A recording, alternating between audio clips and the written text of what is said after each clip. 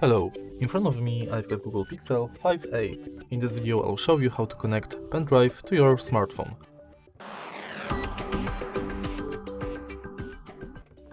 In the beginning, make sure that your Pendrive has a USB-C stick and then simply plug it to charging port in your smartphone.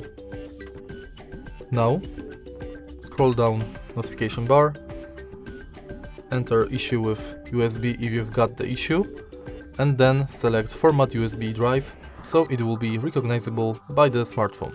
I won't do it, but then if you've done with this process, go to Files app, enter Browse, and right here on the bottom of the list you'll find other storage or your USB.